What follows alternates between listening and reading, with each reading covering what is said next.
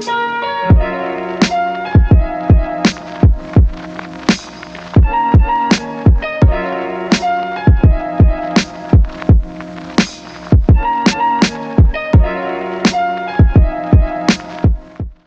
is coming to you from my home, my beautiful apartment in Burnaby, British Columbia. Mainly because I didn't have a chance to do my vlog in the office today, so it's I think it's like 11 o'clock at night, something like that. But I wanted to put this one out because I think it's important. I think a lot of businesses don't realize that when you have someone develop a website for you with using WordPress, that there's things you need to do after the website launches that are really critical to your website staying up for one, and not being compromised by exploits or hackers. So to back up a little bit, WordPress is great. I'm a big advocate for WordPress because it's really simplified the development process, but also content management as a whole for organizations. You know, it's in university, even in high school, kids are learning how to update content on simple CMSs like Wix and Squarespace and WordPress. So if you have a WordPress website, it's really not difficult to find someone to be able to add and change content for you after the initial development's been done.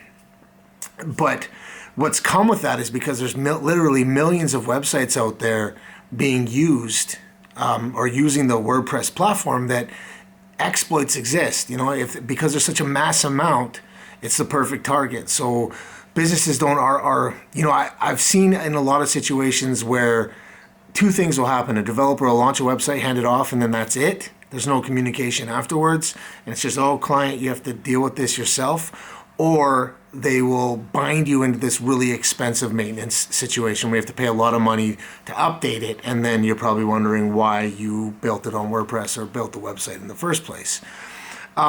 So I think it's super important. You know, I always keep a pulse check on websites even after I launch them. I usually add them to a tool, even if I'm not engaged, or we're not engaged, I should say, in a relationship, just to make sure that we're proactively watching and letting clients know down the road what may or may not happen. But a couple tips for you if you are using WordPress, because again, I advocate for WordPress. I think it's a great solution for businesses, especially small to medium-sized businesses, in terms of having a website.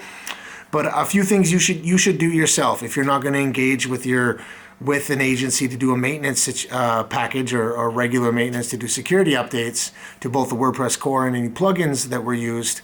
There's a few things you can do yourself. The first is installing a tool like Infinite WP, or there's a lot of other monitoring tools that will allow you to monitor your website and be alerted when there's updates. There's even functionality now right into the new version of WordPress built in, and you can add a plugin like Jetpack or something to help monitor the plugins and the WordPress core to make sure you're updating it and getting patched whenever they come out. The second thing is putting an uptime alerting system in place so that someone gets an email if your website goes down. It's good for your agency or your web developer IT company to get those, but someone in your business should get those alerts as well, so that you're holding whoever's responsible for it accountable, but you also have transparency and insight into when your website's going down.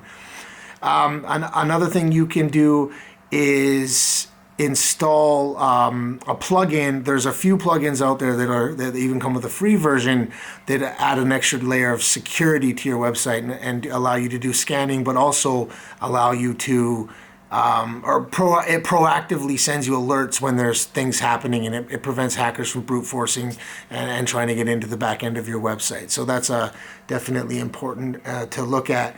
But I think that those three things are super important. And if anything, just go into the back end of your WordPress website once a month and check to make sure there's no updates, and update it if necessary, and make sure that you have backups in place and things of that nature. So I guess as I'm rambling through these technical details, the things to remember are make sure you have backups in place, make sure you have a security plugin in place, make sure you're being alerted if your website's going down, and of course, set up a tool if you can to monitor updates and deploy them as needed.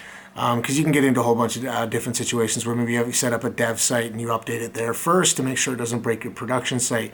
But having backups in place, especially daily, always eliminate the need to worry about that moving from a dev site to production. So hopefully that helps you out. I'll definitely make sure wherever this is posted, there's some information that goes along with it and some links. And you can always reach out if you have any questions. Boom.